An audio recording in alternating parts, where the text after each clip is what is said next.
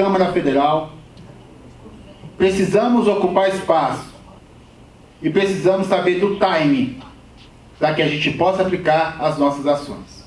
Porque a política, ela é a arte de ocupação de espaço, de aplicação do tempo e de conquista das massas. E para isso, nós precisamos estar dispostos a reconhecer as nossas próprias fraquezas para alcançar grandes poderes. Muito obrigado. Agradecendo a palavra, Ted Martins. Convidamos para fazer parte da mesa oficial o capitão Silva Rosa e também Emerson Zoc, por gentileza. Faça parte da mesa oficial.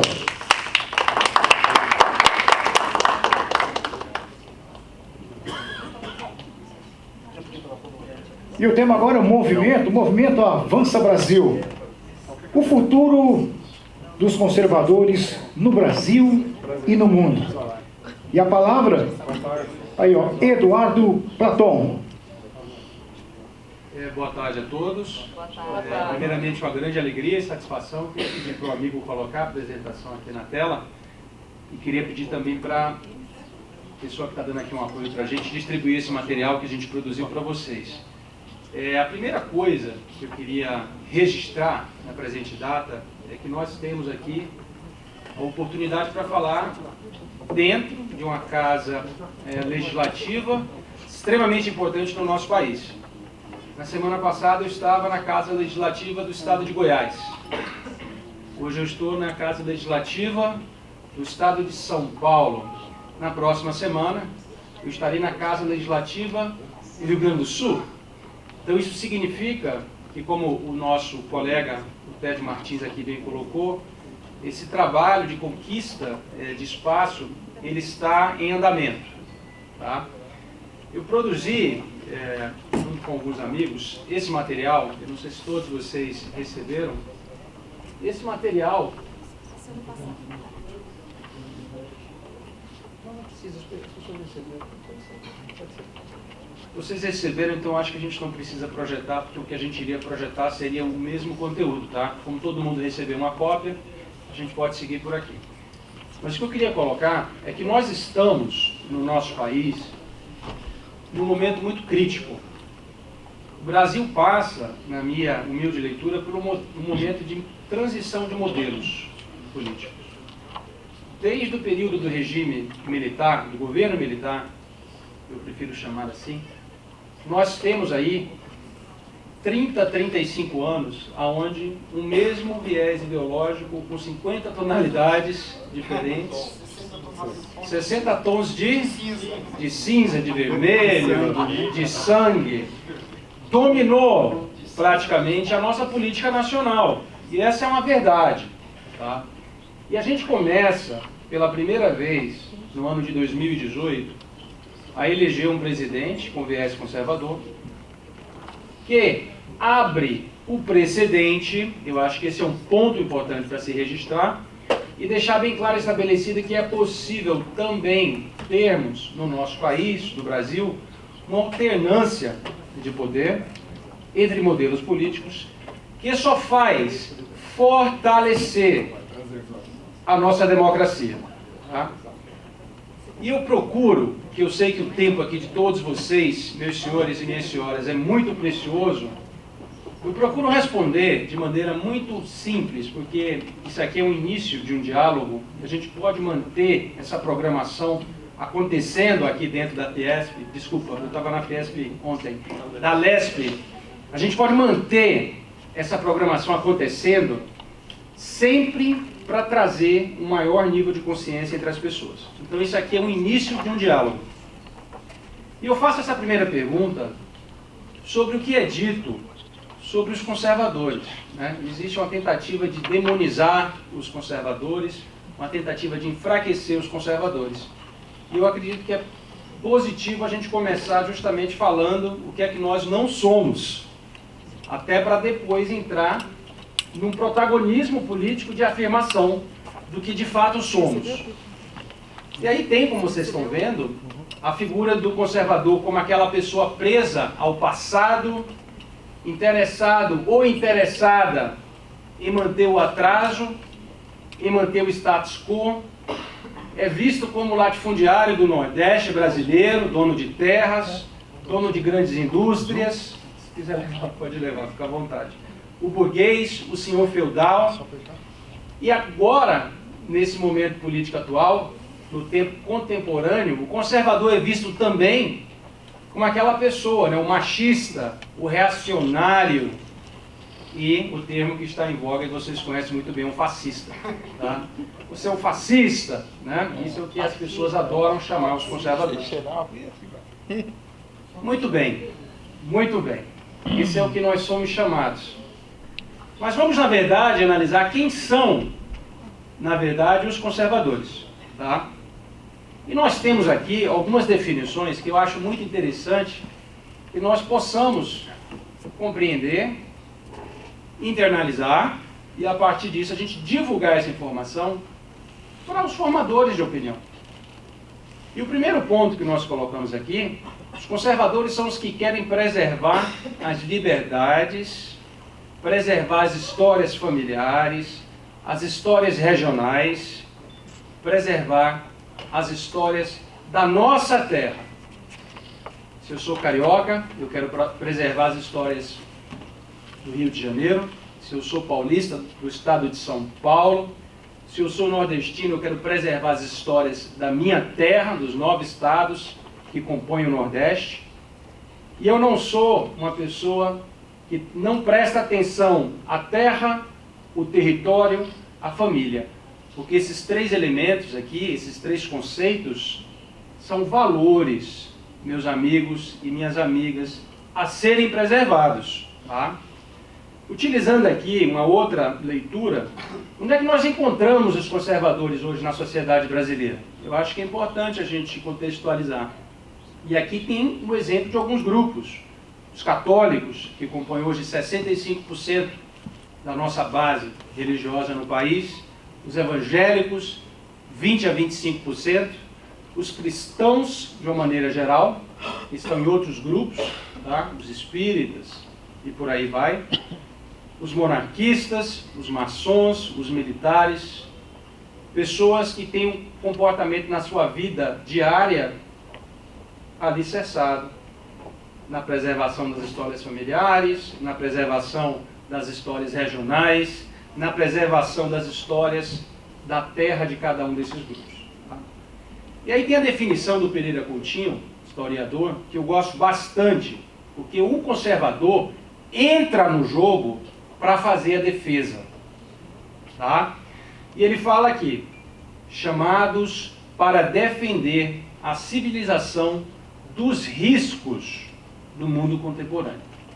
E a gente vai falar um pouco, no último quesito aqui, eu dividi minha apresentação em 5 etapas. Na etapa 5, a gente vai falar um pouquinho de quais são esses riscos. A definição do Michael Oakeshott é bem interessante também. Eu não sei se vocês já conheciam. E ele fala, ser conservador é preferir o familiar ao desconhecido, preferir o tentado ao não tentado, o fato ao mistério, o real ao possível, o limitado ao ilimitado, o próximo ao distante, o suficiente ao superabundante, o conveniente ao perfeito, a felicidade presente à utopia. Eu não sei se vocês têm essa sensação de que o conservador prefere o bom ao ótimo, que nunca chega, porque nós estamos aqui, numa sociedade em desenvolvimento, e nós estamos nos lapidando. Então, o bom, no momento presente, é muito melhor do que um ótimo impossível. Tá? Então, essa é uma postura essencialmente conservadora, assertiva, pragmática, prudente, e faz com que nós tenhamos uma percepção de que a vida é uma construção constante. Mas vamos lá, não ficamos apenas no Michael. Temos também a leitura de outro pensador, teórico político, que é o Roger Scruton, que fala: o conservadorismo moderno começou com uma defesa da tradição contra as reivindicações de soberania popular e se tornou um apelo em nome da religião e da alta cultura contra a doutrina materialista do progresso, antes de unir forças com os liberais clássicos na luta, meus amigos e minhas amigas, contra o socialismo. Em sua mais recente tentativa de se definir, tornou-se o defensor da civilização ocidental contra seus inimigos, em particular contra dois deles, o politicamente correto e o extremismo religioso. Quantos de vocês aqui, aí eu pergunto, não estão se sentindo mais livres ao perceber que as pessoas podem falar o que elas querem falar, quando elas querem falar, com quem elas podem falar? Por gentileza, levanta a mão. Então a gente percebe que isso é uma maioria. Esse politicamente correto se tornou uma verdadeira coleira, uma mordaça intelectual para coibir certos comportamentos. Nós não aceitamos isso. Nós acreditamos na liberdade de expressão. Nós acreditamos na capacidade do ser humano se posicionar. E isso é importante. A gente não pode abrir mão desse direito conquistado. E eu queria colocar aqui também, como o Scruton coloca, em todas essas transformações, algo permaneceu imutável, a saber, e para mim essa frase dele é incrível, a convicção de que as coisas boas são mais facilmente destruídas que criadas. É fácil destruir, né? A gente chega num auditório desse da LESP, bem montado, cadeiras confortáveis, o ar-condicionado funcionando, a iluminação apropriada, o nosso apoio aqui, técnico, tudo funcionando. Construir isso demorou alguns meses, até poderia dizer alguns anos, para incorporar essa estrutura na estrutura geral. Para tocar fogo, para destruir, para quebrar as cadeiras. Em menos de 15 minutos a gente faz isso. Tá? E a gente está falando de uma questão infraestrutural. Vamos falar de credibilidade, né? Vamos falar de vidas humanas, né? Vamos falar de patrimônio, de propriedade, de direito à defesa, à vida. Ou seja, construir leva tempo, destruir é rápido. E não é à toa que a Rede Globo e outros canais da extrema mídia têm a visibilidade que eles têm ainda. Porque destruir é rápido, é fácil, gera audiência, porque o processo de destruição ele é automático. A construção ela vai além de um cargo parlamentar ao qual a pessoa exerce por 4 anos, às vezes 8 anos. Então, processo de construção. E muitas vezes nós ignoramos isso. Tá? Então, essa frase aqui do Roger Scruton, para mim, ela é a frase que simboliza, inclusive, o livro dele, a grande obra dele. Tá? E ele coloca aqui, e a determinação de mantê-las em face de mudanças politicamente arquitetadas. E para fechar essa definição do que é, quem são os conservadores, eu pego aqui um brasileiro, o Rafael Faro, tá? Que estudou o conservadorismo do Michael Oakeshott, uma análise que ele fez do ensaio do livro dele, On Being Conservative, e ele utilizou isso no mestrado dele, tá? Da Universidade Estadual do Oeste do Paraná. E essa frase do Rafael, para mim, é muito simbólica, porque ele fala: psicologicamente, os seres humanos expressam disposições conservadoras que poderiam, na sua visão, justificar um tipo de conservadorismo político específico, ampliar o liberalismo na economia, mantendo, contudo, valores e tradições conservadoras em termos de costumes e comportamentos. Quer dizer, uma postura que pode ser definida como conservadorismo liberal. Tá? Então, meus amigos e minhas amigas, nós nos identificamos em cima desse caldo filosófico, cultural do conservadorismo, tanto nacional como internacional. Tá? E existe uma tentativa de nos colocar numa caixinha onde nós somos os machistas, os reacionários, os fascistas, os burgueses, os que querem promover a visão do escravizador, os latifundiários, querem associar a imagem do conservador com características de um passado que não nos pertence. Ok? O que querem os conservadores? Aí a gente entra na terceira parte. Primeiro ponto. Acreditamos em nossos princípios e deveres para com a nossa família, a nossa pátria e para com a humanidade. Aí eu pergunto aqui, queremos isso? Sim. Queremos isso. Tá? Segunda pergunta. O combate à tirania, à ignorância, aos preceitos e aos erros é um tema constante em nossa agenda. Queremos isso? Sim. Quem apoia a tirania? Quem apoia a ignorância? Abertamente, poucos. Em silêncio, muitos apoiam isso. Terceira pergunta. Terceiro comentário e pergunta. Repudiamos os partidos que possuem ideologia que propagam a tirania como forma de poder, tais como nazistas, fascistas, socialistas, comunistas e globalistas. Queremos isso? Repudiar essa turminha? Ah? E o pessoal está acrescentando na lista os burristas. Né? Eu acho que faz parte aí desse grupo. Tá? Então, esse é um comentário. Quarto comentário e pergunta. Buscamos conscientizar politicamente as pessoas para criar uma geração de ativistas, eleitores, cidadãos, doadores e políticos de vanguarda. Queremos isso? Sim.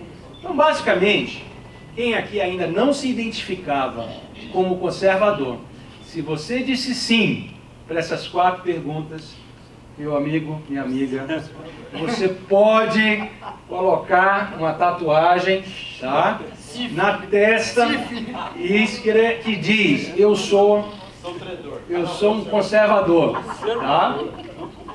Essa é a conclusão aqui rápida que eu queria passar para os senhores e para as senhoras, porque, como o Ted Martins bem colocou aqui, nós estamos... A gente vai abrir para perguntas, sabe? Só para fechar, eu vou fazer o fechamento. Nós estamos do lado da história, nós estamos do lado da cultura, nós estamos do lado do que nós consideramos ser a verdade. Quarto item, né? Quarta etapa. Como é que nós contribuímos? Como é que os conservadores contribuem? Zelando pelas contribuições entregas das gerações anteriores. Nós temos avós, nós temos bisavós. Nós temos pessoas que vieram para esse país, para esse continente americano, para o planeta Terra, e trouxeram contribuições.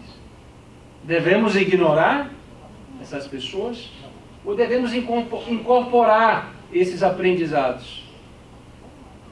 Né? Devemos integrar esses aprendizados. Esse é o ponto. Outro item, honrar os que vieram antes de nós, honrar as boas tradições. Eu coloquei as boas tradições. Tá?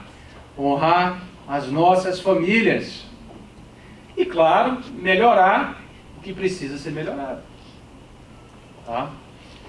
E aí, vem o grande ponto aqui da nossa pequena fala, que como nós estamos acostumados a fazer algumas falas, a gente sempre sabe que as pessoas saem das palestras com 5 a 10% de retenção.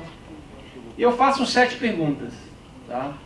Para tentar provocar aqui uma reação por parte de vocês, do público presente e de todos os amigos que nos assistem aqui através das mídias sociais. Primeira pergunta. Os princípios e valores de uma civilização judaica cristã estão em risco no Brasil e no mundo? Sim, lógico. Sim. É óbvio. Basta ligar a televisão e assistir o que acontece em Israel, o que acontece no Oriente Médio, o que acontece na Europa, Não sei se vocês têm assistido aquele movimento dos coletes amarelos na França, né? A invasão de uma cultura islâmica violenta. Existe a cultura islâmica que não é violenta, mas existe uma cultura islâmica que é violenta. O que acontece na Inglaterra, o que acontece na África, o que acontece na Austrália, na Nova Zelândia. E o colega aqui coloca, os filhos dos muçulmanos já são os próprios eleitores, inclusive políticos, né? Em algumas situações. O que acontece nos Estados Unidos da América. Tá? Então existe sim um risco à civilização judaica cristã. Segunda pergunta. As famílias brasileiras estão em risco no Brasil e no mundo por doutrinas culturais e globalistas? Sim, lógico. Sim.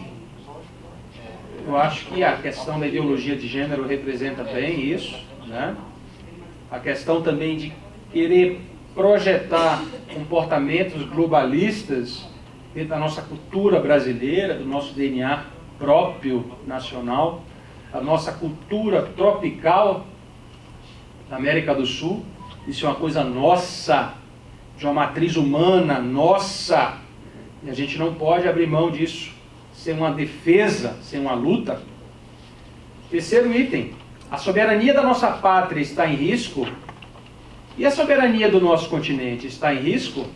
Vocês viram o que aconteceu recentemente com as declarações do Emmanuel Macron, presidente da França, que colocou publicamente nos fóruns de debate na Europa de que a Amazônia não estaria sobre a soberania do nosso país, que as decisões em relação às nossas florestas, a nossa flora, a nossa fauna, caberia a um conselho, a um comitê formado por europeus, no primeiro momento, e depois, para melhorar um pouco a coisa, ele convidou os governadores, né, da região da Amazônia para tentar dar uma sustentabilidade a um argumento falido, né, falacioso. Até o Juru não foi lá.